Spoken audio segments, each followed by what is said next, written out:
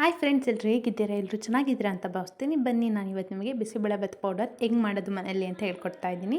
ತುಂಬ ಸುಲಭ ಮತ್ತು ತುಂಬ ಟೇಸ್ಟಿಯಾಗಿರುತ್ತೆ. ಮನೆಯಲ್ಲೇ ಬಿಸಿಬೇಳೆಭಾತ್ ಪೌಡರ್ ಮಾಡಿಕೊಂಡೆ. ಅದಕ್ಕೆ ಬೇಕಾಗಿರೋ ಸಾಮಗ್ರಿಗಳು ನೋಡ್ಕೊಳ್ಳೋಣ. ಖಾರಕ್ಕೆ ತಕ್ಕಷ್ಟು ಒಂದು 7ರಿಂದ 8 ಮೆಣಸಿನಕಾಯಿ ತೊಗೊಂಡಿದ್ದೀನಿ. ಅದಾದಮೇಲೆ ಕರಿಬೇವು ಒಂದು 2 ಎಸ್ಲು, ಕಡಲೆಬೇಳೆ ಮತ್ತು ಉದ್ದಿನಬೇಳೆ 2 ಸಹ ಸಮ ಪ್ರಮಾಣದಲ್ಲಿ ತೊಗೊಂಡಿದ್ದೀನಿ. 2 ಸ್ಪೂನ್ ತೊಗೊಂಡಿದ್ದೀನಿ. ಎಳ್ಳು, ನೆಕ್ಸ್ಟ್ ಇನ್ನೊಂದು ತಟ್ಟೆಯಲ್ಲಿ ಇವಾಗ ಜೀರಿಗೆ ಮತ್ತು ಕೊತ್ತಂಬರಿ ಕಾಳು ಒಂದು 3 ಟೇಬಲ್ ಸ್ಪೂನು, ಮತ್ತು ಚಕ್ಕೆ 5ರಿಂದ 6, ಒಂದು 3 ಸ್ಪೂನು. ಅದಾದಮೇಲೆ ಸ್ವಲ್ಪ ಮೆಣಸಿನಕಾಳು, ಇದು ಸ್ವಲ್ಪ ತೊಗೊಳ್ರಿ ಸಾಕು ಖಾರಕ್ಕೆ. ಮತ್ತು ಒಂದು 1/4 ಟೇಬಲ್ ಸ್ಪೂನ್ ಅಷ್ಟು ಮೆಂತ್ಯಕಾಳು ತೊಗೊಂಡಿದ್ದೀನಿ. ಮತ್ತು 2 ಏಲಕ್ಕಿ ಮತ್ತು 3 ಲವಂಗ ತೊಗೊಂಡಿದ್ದೀನಿ. ಇವಾಗ ಇದನ್ನೆಲ್ಲ ಫ್ರೈ ಮಾಡ್ಕೋಬೇಕು. ಫ್ರೈ ಅಂದರೆ ಡೀಪ್ ಫ್ರೈ ಅಲ್ಲ, ಮೇಲ್ಗಡೆ ಹಂಗೆ ಬಿಸಿ ಮಾಡ್ಕೊಂಡ್ರೆ ಯಾವಾಗಲೂ ಮೀಡಿಯಮ್ ಫ್ಲೇಮಲ್ಲಿ ಇಟ್ಕೊಂಡೆ ನಾವು ಫ್ರೈ ಮಾಡಬೇಕಾಗುತ್ತೆ. ಹೈ ಫ್ಲೇಮಲ್ಲಿ ಇಟ್ಕೊಂಡು ಫ್ರೈ ಮಾಡಿದರೆ ಬೇಗ ಸೀದೋಗ್ಬಿಡುತ್ತೆ. ಹಂಗಾಗಿ ಮೀಡಿಯಮ್ ಫ್ಲೇಮಲ್ಲಿ ಇಟ್ಕೊಂಡೆ ಫ್ರೈ ಮಾಡಿ.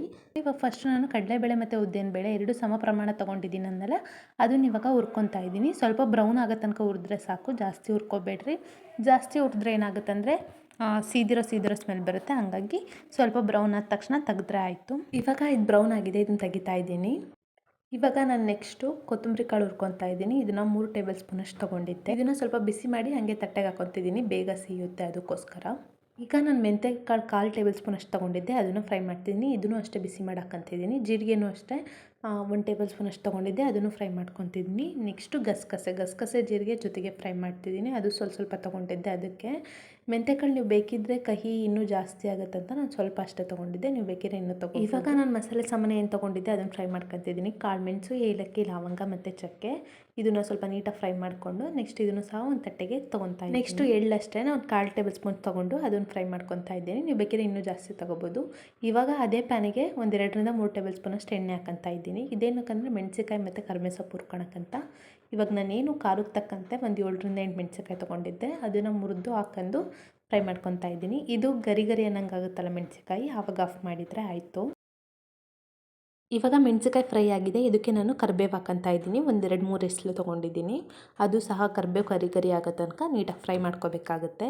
ಇದು ಕಂಪ್ಲೀಟ್ ಫ್ರೈ ಆದಮೇಲೆ ತಣ್ಣಗಾಗಕ್ಕೆ ಬಿಟ್ಟು ನೆಕ್ಸ್ಟ್ ಮಿಕ್ಸಿ ಮಾಡಿದರೆ ನೋಡಿದ್ರಲ್ಲ ಎಷ್ಟು ಈಸಿಯಾಗಿ ಬಿಸಿಬೇಳೆಭಾತ್ ಪೌಡರ್ನ ಮನೆಯಲ್ಲೇ ಮಾಡೋದಂತ.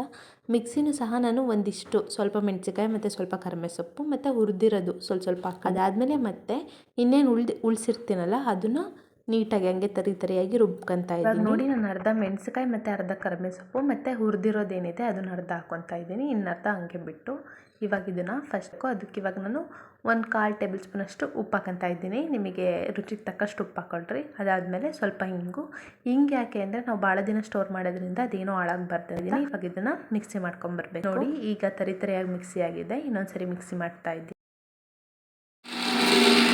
ಇವಾಗ ಒಂದ್ಸರಿ ಮಿಕ್ಸಿ ಮಾಡಿರೋದು ಕಂಪ್ಲೀಟ್ ನುಣ್ಣಗೆ ಮಾಡ್ಕೊಂಡಿದ್ದೀನಿ, ಅಂದರೆ ಫುಲ್ ಪೌಡರ್ ಥರ. ಇವಾಗ ಇನ್ನೊಂದು ಸರಿ ಏನು ಉಳಿಸಿದ್ದೆ ಅದು ಕರಿಬೇವು ಸೊಪ್ಪು ಮತ್ತು ಮೆಣಸಿನಕಾಳು ಮತ್ತು ಇನ್ನೊಂದು ಸ್ವಲ್ಪ ಹುರಿದಿರೋದಿತ್ತು, ಅದನ್ನು ಹಾಕ್ಕೊಂಡು ತರಿತಾರೆ ಆಯಿತು. ನಿಮಗೆ ಕಲ್ಲರಿಗೆ ಬೇಕಂದರೆ ಇನ್ನೂ ಬೇರೆ ಮೆಣಸಿನಕಾಯಿ ಯೂಸ್ ಮಾಡ್ಕೋಬೋದು. ಬಟ್ ನಾ ಇಲ್ಲಿ ಬರೀ ಖಾರಕ್ಕಷ್ಟೇ ಯೂಸ್ ಮಾಡಿದ್ದೀನಿ ಮೆಣಸಿನಕಾಯಿ. ಬಿಸಿಬೇಳೆಭಾತ್ ಹೆಂಗೆ ಮಾಡೋದು ಈ ಪೌಡರ್ ಯೂಸ್ ಮಾಡ್ಕೊಂಡು ಅಂತ ಆಲ್ರೆಡಿ ನನ್ನ ಚಾನಲಲ್ಲಿ ವಿಡಿಯೋ ಅಪ್ಲೋಡ್ ಆಗಿದೆ. ನಿಮಗೆ ಇಂಟ್ರೆಸ್ಟ್ ಇದ್ದರೆ ಒಂದ್ಸರಿ ಚೆಕ್ ಮಾಡಿ. ಮತ್ತು ನನ್ನ ಚಾನಲ್ಗೆ ಇದೇ ಥರ ಹೆಚ್ಚಿನ ವಿಡಿಯೋಸ್ಗಾಗಿ ಸಬ್ಸ್ಕ್ರೈಬ್ ಆಗಿ, ಲೈಕ್ ಮಾಡಿ, ಶೇರ್ ಮಾಡಿ. ನೋಡಿದ್ರಲ್ಲ ಎಷ್ಟು ಈಸಿಯಾಗಿ ಪೌಡರ್ ಹಾಕಿ ಬಿಸಿಬೇಳೆಭಾತ್ ಮಾಡೋದ್ರಿಂದ ಬಿಸಿಬೇಳೆಭಾತ್ ಟೇಸ್ಟ್ ಸಹ ತುಂಬ ಚೆನ್ನಾಗಿರುತ್ತೆ ಮತ್ತು ಹೆಲ್ದಿಯಾಗೂ ಇರುತ್ತೆ. ಯಾವುದೇ ಪ್ರಿಸರ್ವೇಟಿವ್ ಆ್ಯಡ್ ಮಾಡಿ. ಇದೇ ಥರ ಹೆಚ್ಚಿನ ವಿಡಿಯೋಸ್ಗಾಗಿ ನನ್ನ ಚಾನಲ್ಗೆ ಸಬ್ಸ್ಕ್ರೈಬ್ ಆಗಿ, ಲೈಕ್ ಮಾಡಿ, ಶೇರ್ ಮಾಡಿ. Thank you.